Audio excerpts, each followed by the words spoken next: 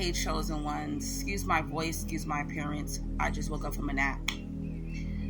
Here are 4 things that chosen ones have to do in order to make their journey a lot smoother on the planet. And if not, you are going to be miserable.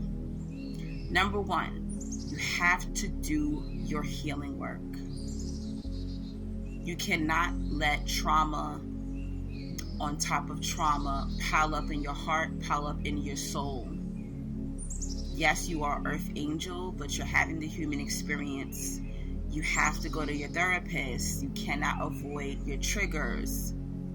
You have to book a life coach. You have to go talk to a pastor, go talk to a friend. You have to start doing your healing work or you're going to be miserable. When you are unhealed, chosen one, you are distracted by your pain, you are distracted by your bad habits, and you're living like a hamster on a hamster wheel. You're more focused on your unhealed parts of yourself than actually getting the job done that God has called you to do on the planet. Unhealed chosen one it's almost like you're useless. You cannot be used by God in the fulfillment of the way that God wants to use you. So please take your healing work, your healing journey very seriously. Number 2, stop comparing your life to worldly people. Stop comparing your life to people who aren't magical. Stop comparing your life to your peers, to your other family members. Your life will never be logical. It will always be supernatural. You are not here to have a logical life. You are not here to have a logical mindset. So stop thinking that your friendships, your relationships, your job situation, your career will be like other people. It will never be like that. You're a magical being. The things that happen in your life will never be smooth. There will always be a lesson. There will always be somebody trying to block you because it's a spiritual battle towards the chosen one so that you don't finish your spiritual assignments.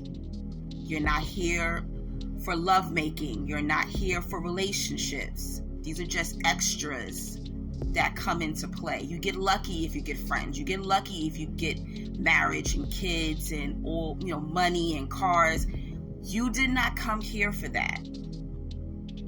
And this is why you torture yourself over and over again, because you keep focusing on 3D shit.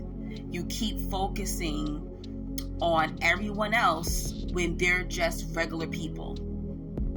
They're not even doing spiritual assignments. They're not even trying to build a relationship with God. But yet here you are comparing yourself to mere mortals. How can you do that? You have to also accept isolation. Isolation is not a punishment.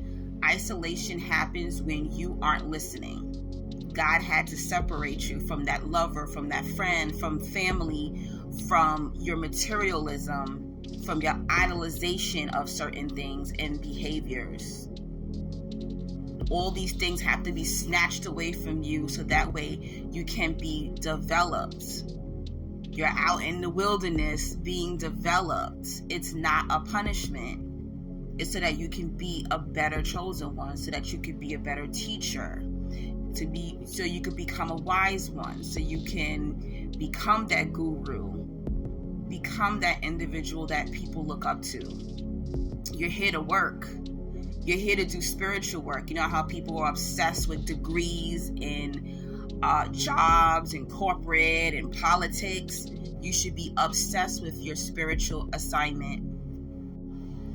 You should be tapping in until you find out what your calling is.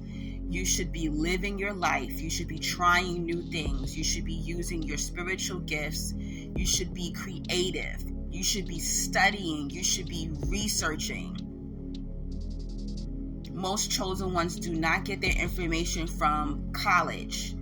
They literally get spiritual downloads. They read books. They experience life, and that's how they become so wise and so magical.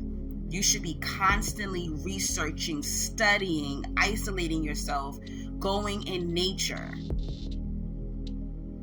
When you are tapped in, when it comes to your diet, when it comes to nature, when you are at peace, that is when you're going to know who you are, chosen one. So if you're not following any of these things, you're gonna be freaking miserable. Miserable. You must accept who you are or live in a lifetime full of misery. You also have to start speaking positively about yourself, about your circumstances, and about your life.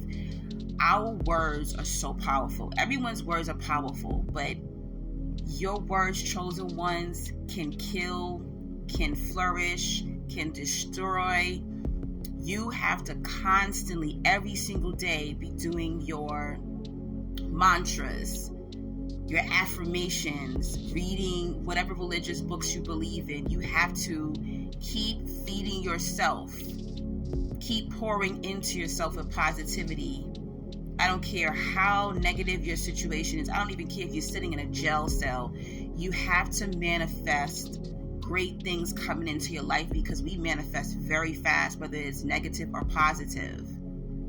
You have to get into a grateful spirit, chosen one. Just like, what Jesus said when he was on the cross, right? It was God's will, his Father's will. That's how you have to be in order to survive. And if not, every day will be constant misery. I love you. God bless, and good luck.